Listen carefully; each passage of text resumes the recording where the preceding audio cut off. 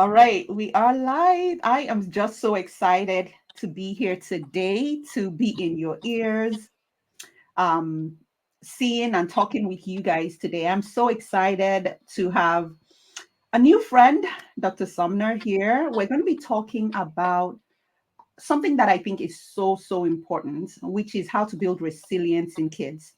I think a lot of times in a culture where kids are so used to um, instant gratification, we do need to give them the tools to learn patience, to learn how to deal with setback. But let's not spill the beans. Let me start by first even introducing myself. I'm Dr. Funke Afolabi-Brown.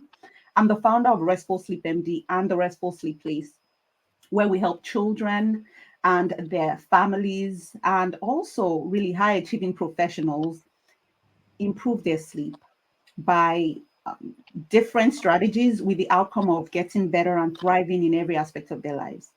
And so it is so good to have Dr. Sumner here today. We're going to be talking about, how to build resilience. And Dr. Sumner is an educational psychologist, comes with so much experience in this field, and it's so good to have you today. Thank you. Thank you very much for having me. It's great to join you and hear about the great work you're doing around sleep as well. Thank you. So maybe start because I know I didn't do it justice. I'm a raving fan already, and so I think I was kind of just blundering and talking. So let's have you introduce yourself.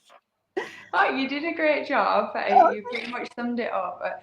For me, I'm a child and educational psychologist.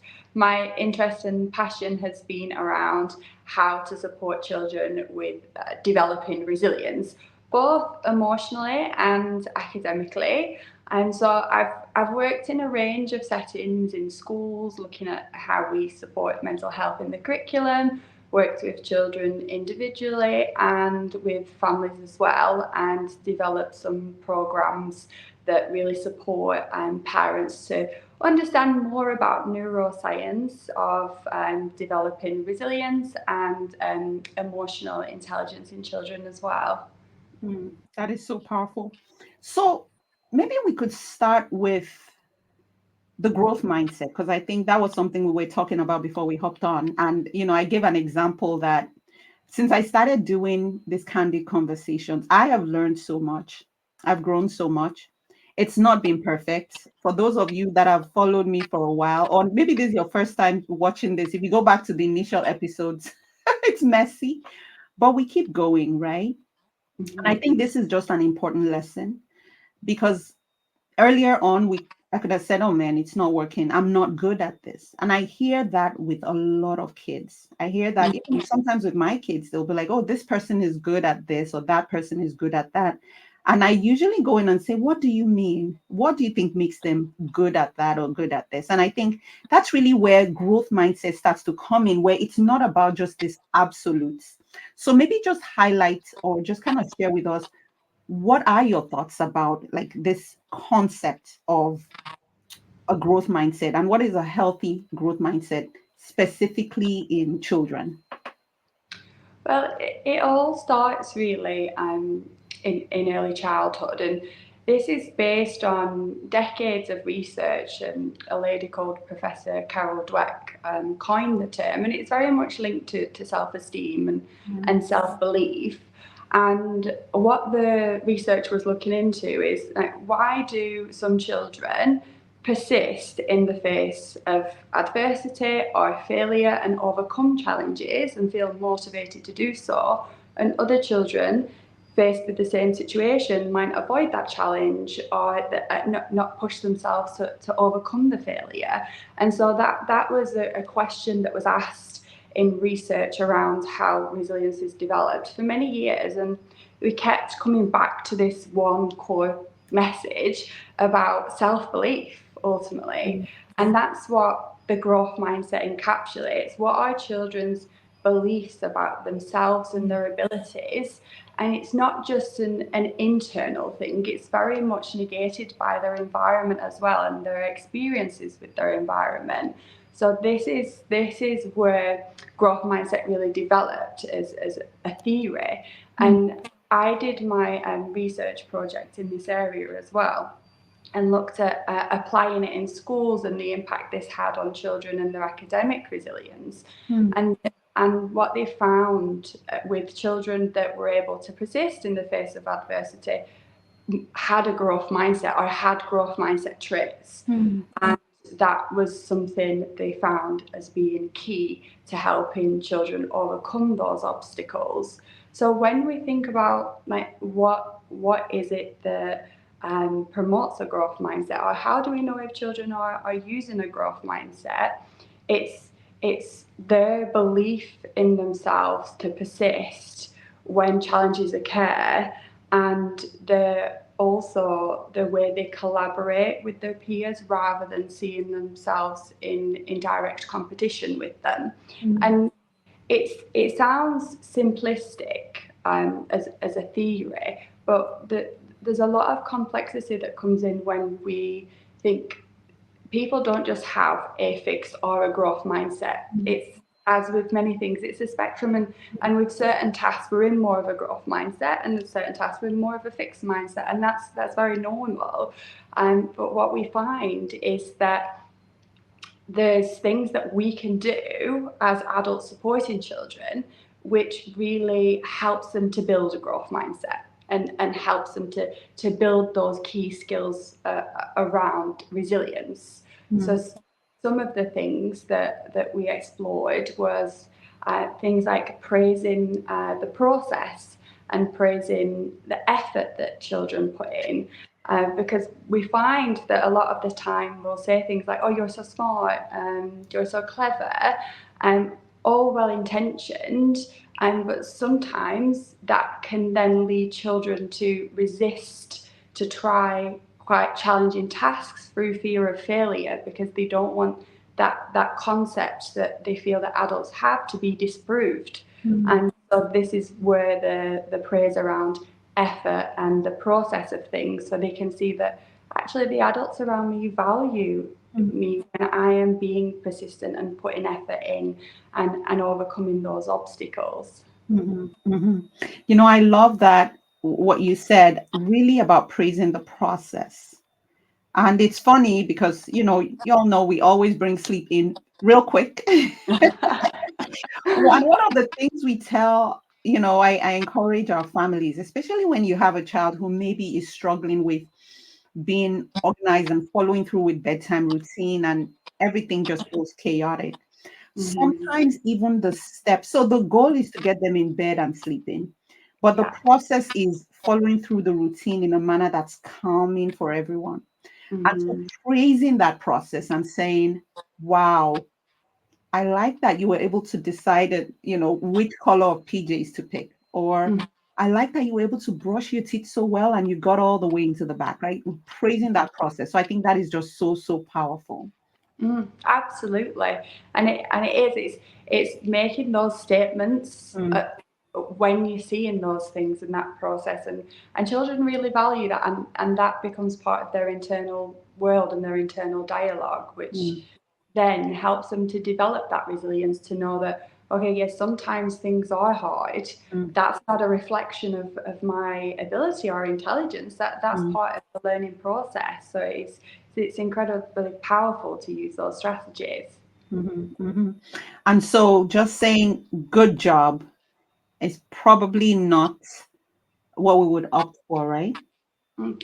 Well, saying good job is not necessarily describing what behaviour Mm, that we've observed that has been supportive to them going through that process, and achieving that end goal. So they need to understand what they did that was a good job. So mm, those descriptors, and really describing those behaviours that we see, and validating those, just helps children to really understand what it is that's supporting them to achieve those steps. love that. Love that. So praise the process, use more descriptives, and you'll need to be patient with this, especially if this is something that's a shift for you as a parent as well. It might take some getting used to. And I think I would also say, in the moment, they may not feel like there's much to praise them for, but you can always find something. Hmm. Absolutely, yeah. Yeah. So let's move towards resilience. Where does that fit in? How is that part of the growth mindset, or is it separate? Maybe just shed some light on that. It is very much linked, Mm-hmm. and from what we understand, how the growth mindset links into resilience, very much back to the concept of self belief and how we internalize the world around us and the thoughts and feelings of others. So, what we found with how it impacts mental health, well being, or resilience is that when we are able to face challenge or adversity for what feels manageable, some adversities may not feel manageable, and that's perfectly okay. But for those challenges that come up in everyday life, part of the learning process, then when we have a growth mindset, we're more able to rationalize failing or getting something wrong, and we're not impacted to an extent where it's going to affect our beliefs in ourselves so that we will give up.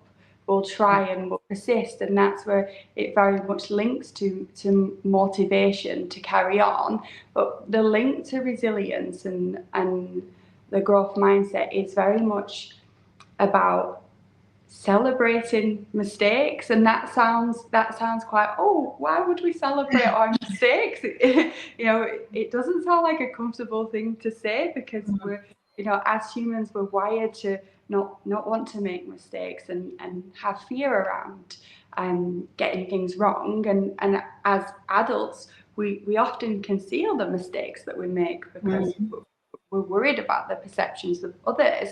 But the more that we can support children to understand that mistakes are part of the process of learning, the more risks they're going to take. Because what that's doing is creating a psychologically safe environment for them.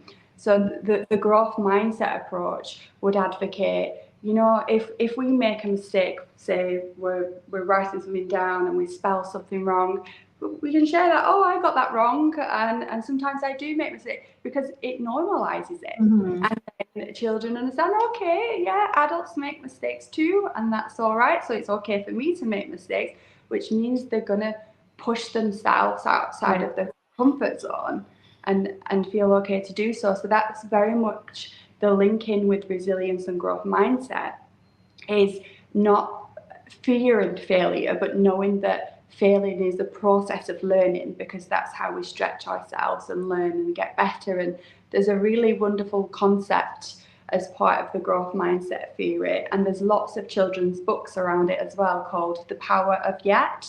Mm-hmm. Um, and Carol Dweck did lots of research in this area, where just simply using the word yet at the end of a sentence creates a pathway into the future for children, so that we're instilling that sense of belief in them. So when we hear children say things like, I can't do that, you just add yet to the end of that sentence, and it totally reframes it for them. And that's something that we've seen on observations can be very powerful to help them to build that resilience of persisting against adversities. Love it. I love it. So I think another concept along these lines that we tend to see a lot is really in kind of managing and regulating emotions.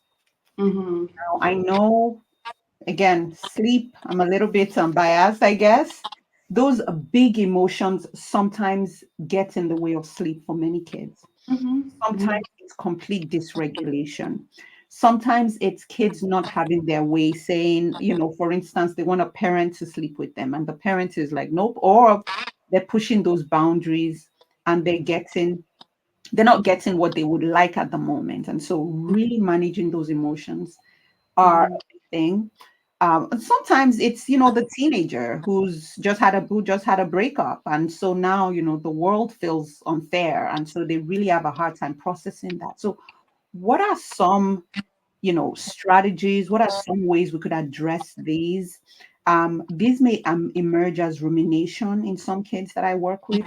They emerge as excessive worry, which now gets in their way of sleep, or it may emerge as utter big, tantrums and outbursts, which is Mhm. very stressful for families. So, what are some thoughts on how we could, address those? Mm.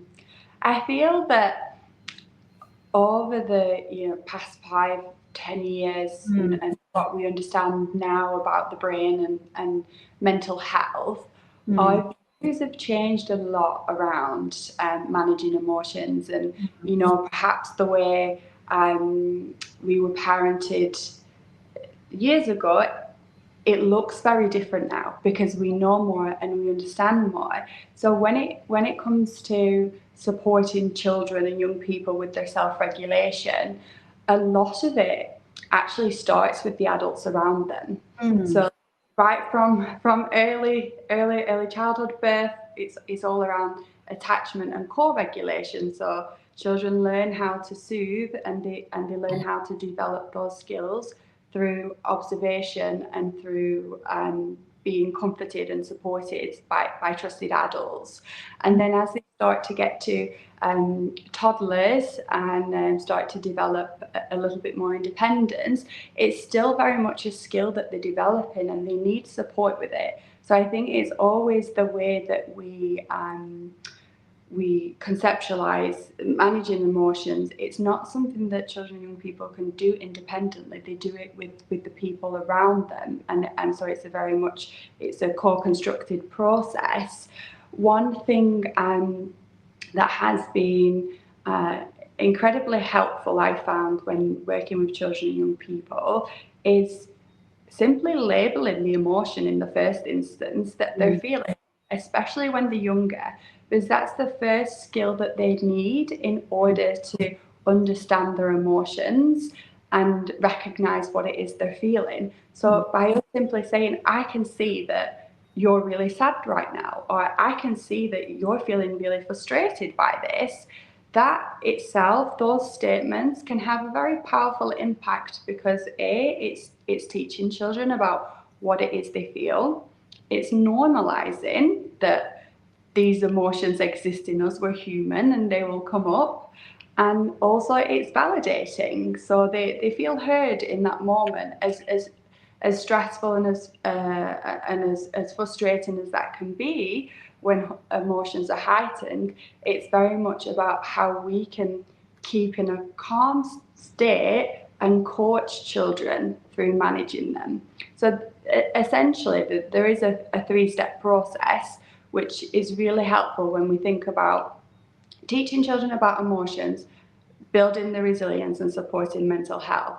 So it's labeling the emotion that you're seeing to help them understand, uh, validating it by, I would feel really upset if, another child had taken the toy that I was playing with. I understand that that's frustrating. But then what we do when they're in a calm state is we problem solve with them, and we support them to say, okay, the next time you're feeling like this, what could we do?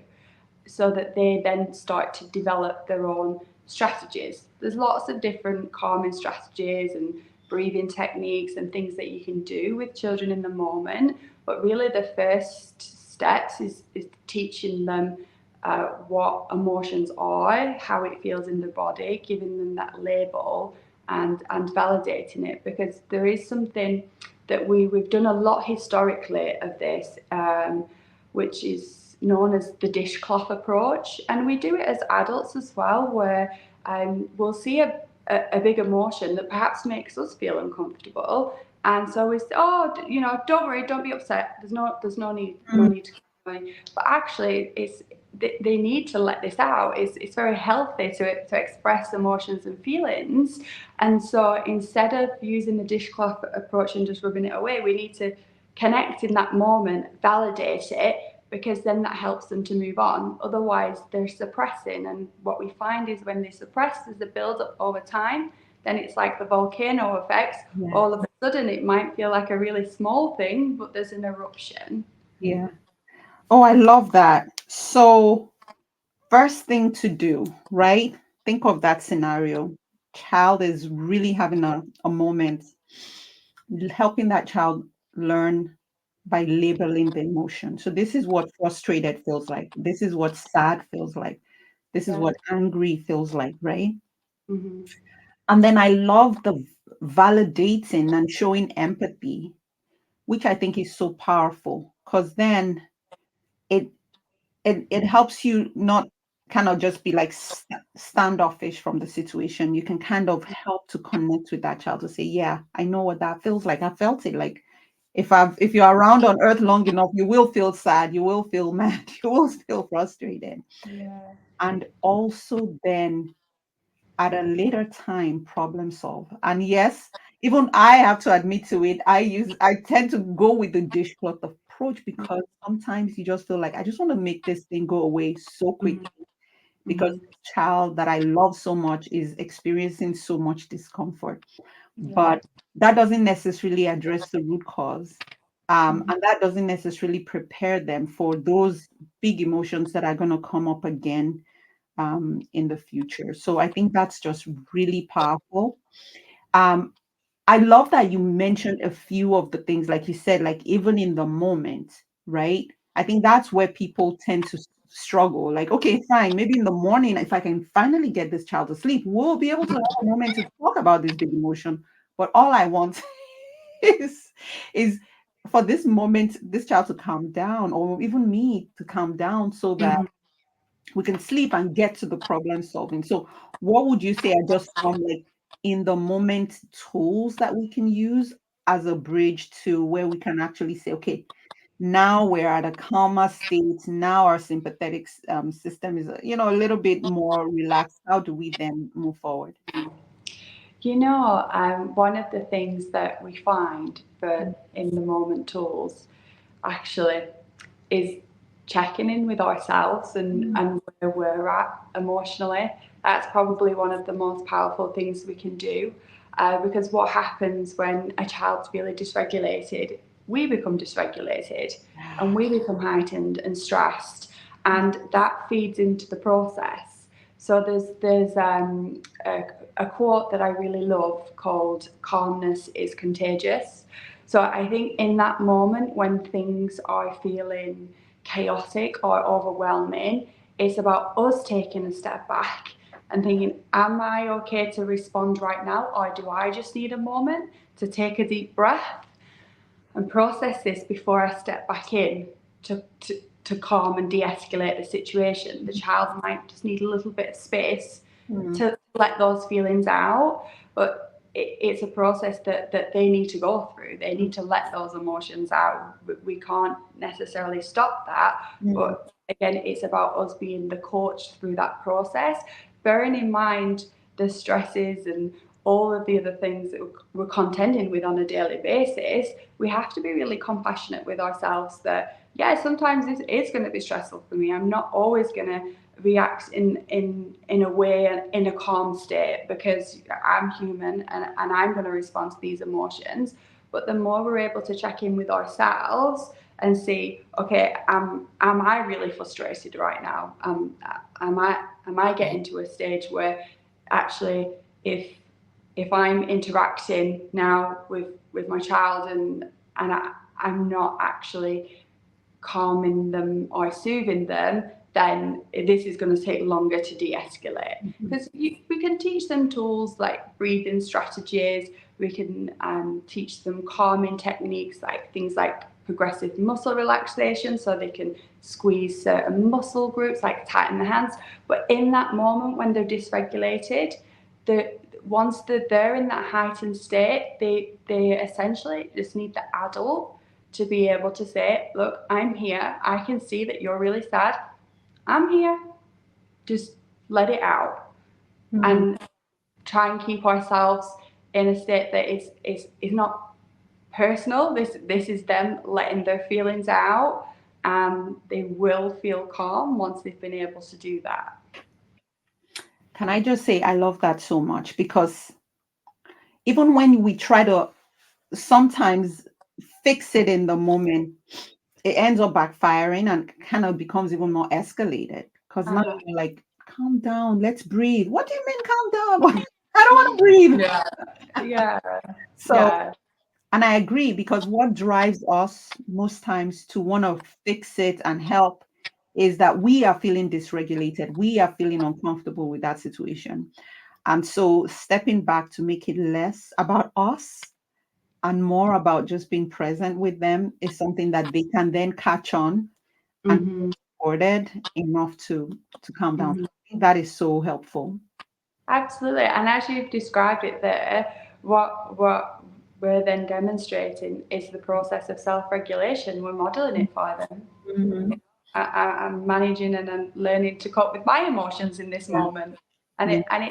it's okay to express those things with children as well and say, well, actually, right now I'm feeling quite frustrated by this situation as well. Because that's modeling to them that, yeah, these feelings are normal, they do come up. And now I'm trying to deal with them myself. And so they can see that process. Mhm. Mhm. So so good. I think this is a great note to stop. I've learned so much. We've talked about growth mindset. We've talked about building resilience, and we've talked about managing emotions in children.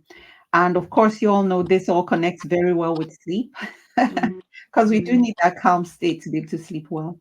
Yeah. This has been so, so good. Tell us, how can we find you? And how can people find you if they want to work with you? So the best place is probably on my Instagram account, which is Psychology Flow, and I also have a website and do some work through Feel the Psychology. So that they would be the places, and also LinkedIn. Awesome, awesome, awesome. So you guys heard, so give Psychology Flow a follow. I recently started following you and I've learned so much from your content. Thank you so much Thank you. for sharing your wisdom with the world. Thank you. Thank you Yeah. very much. Yeah, absolutely. And so if you're out there and we've talked about a lot of things. We've talked about managing emotions, which is a big part of what we do at the Restful Sleep Place, specifically for sleep. So if you are that person, that mom who is having a child that really has a hard time with getting the sleep they need, either because they have restless sleep or they have a hard time falling asleep, and you're looking for a practice where you feel seen, heard, and really looking at this through the lens of what matters to you as a parent, then it's time for you to schedule an appointment with us. You could go to our website at therestfulsleepplace.com, or you can give us a call at 215-607-8297. We're seeing patients in California, in Pennsylvania, as well as in New Jersey. Awesome, awesome. Well, it's been amazing. Y'all, I told you you were in for a treat. I don't know if I mentioned it, but you can see now. And so until next time, I hope you all rest well. Bye.